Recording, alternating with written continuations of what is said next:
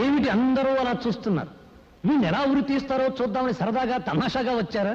చూడండి, బాగా చూడండి. ఇప్పుడు నాకు ముసుగేస్తారు, తారు తగిలిస్తారు. ఈ తలారి సోదరుడు ఒకే ఒక గుంజు కసత్తులు గుంజుతాడు, అంతే. నాలుగు ఇలా బయటకు వస్తుంది, కళ్ళు ఇలా పుడుచుకొస్తాయి, మెడ ఇలా వేలాడుతుంది. ఫినిష్. నేను చచ్చిన తర్వాత పాపం ఈ కుర్రాన్ని చంపడం అన్యాయం అని కొంతమంది కొనుక్కుంటారు. ఈ అన్యాయాన్ని ప్రతిఘటించాలని మరికొంతమంది పిడికిలి బిగించి ఆవేశపడతారు. న్యాయమో అన్యాయమో అంతా పైవా డిక్టేషను, మనకెందుకు లేని వేదాంతం పలుకుతూ కొంపలు కడతారు. పెళ్ళారు కూటికి పిలుస్తారు, తింటారు, నిద్రపోతారు, తెల్లారిపోతుంది. అంతేగాని వీడిని ఎందుకు ఉరి తీస్తున్నారు, వీడు ఎవరి కోసం పోరాటం చేశాడు అని మీ మనసులో పుట్టదు. అసలు మీకు మనసులుంటే కదా పుట్టడానికి. అప్పుడు మీ మనసు తెల్లవాడికి బానిస, ఇప్పుడు నల్లవాడికి బానిస. దేశభక్తి మీలో ఎప్పుడో చచ్చిపోయింది. ఒకవేళ ఉన్నా అది ఆగస్టు 15వ తారీఖున జెండా ఎగరవేసే టైంలో చటుక్కున పుడుతుంది. జనగణ మన అధినాయక జయహే అని పడగానే పుట్టుక్కున చచ్చిపోతుంది. అది అద్గది పుణ్యభూమి నాది.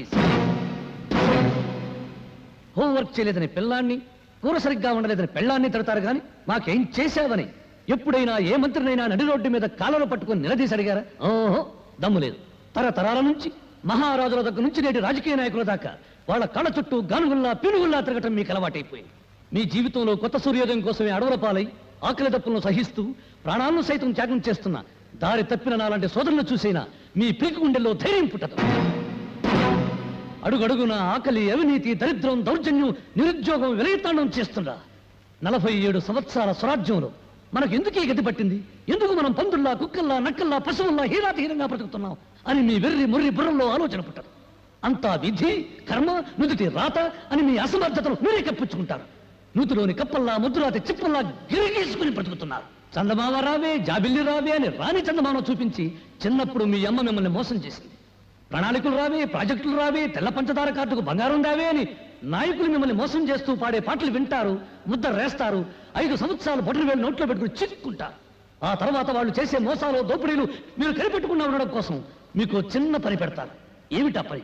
నేను హిందువుని, నేను ముసల్మాన్, నేను క్రిస్టియన్, నేను బ్రాహ్మణుని, నేను రెడ్డిని, నేను చౌదరిని, నేను కాపుని, నేను హరిజనుని, నేను ఉత్తర హిందుస్థాన్, నేను దక్షిణ హిందుస్థాన్ అని మీలో మీరు రెచ్చగొట్టుకునేలా చేస్తారు.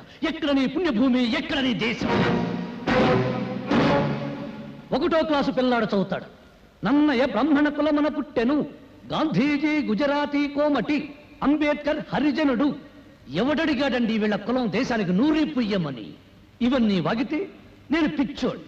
పొరపాటున మీలో ఎప్పుడైనా దేశభక్తి అనే ఆవేశం పుడితే దాని మీద నీళ్లు చల్లడం చాలా తేలిక. ఇప్పుడు చార్మినార్ ఉన్న చోట శ్రీకృష్ణుడు ఆవులను మేపాడంటే చాలు, ఫినిష్. ధరలు పెరుగుతున్న సంగతి గుర్తురాదు, దరిద్రం పెరుగుతున్న సంగతి గుర్తురాదు, మీదెక్కి నాయకులు తొక్కుతున్న సంగతి గుర్తురాదు. శ్రీకృష్ణుడు, ఆవులు, చార్మినార్ ఫలోమని పరిగెత్తుకుంటూ వెళతారు, ఒకరికొకరు నరుక్కుని చేస్తారు. జయ హే పుణ్యభూమి నా దేశం. ఒక్కసారి బాగా ఆలోచించుకోండి. బ్రిటిష్ వాళ్ళను వెళ్ళగొట్టడానికి ఈ దేశంలో కాలిన బస్సుల కన్నా, తగలబడిన ఆఫీసుల కన్నా, చచ్చిన మనుషుల కన్నా 47 ఏళ్ల స్వాతంత్రంలో మన రాజకీయాల కోసం, మన వర్గాల కోసం, మన కులాల కోసం తగలబెట్టుకున్నదే ఎక్కువ.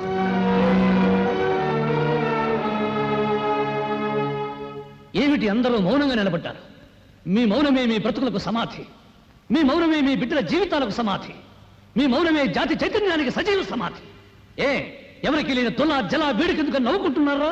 అయితే నవ్వండి, బాగా నవ్వండి, నవ్వండి. చీమల్లా దోమల్లా బతుకుతూ నలిగి నలిగి నలిగి చావండి. నాకు ఈ జీవితం వద్దు. బ్రదర్ లాగించు, నీకు భోజనం టైం అయింది, నాకు చచ్చే టైం అయింది. పాపం వీళ్ళందరూ టీవీలో తెలుగు సినిమా చూసే టైం అయింది. లాగించు బ్రదర్, లాగించు.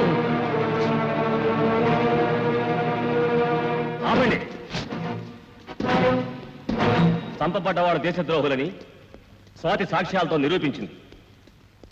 రాష్ట్రపతి అతని ఉరిశిక్షను రద్దు చేశారు.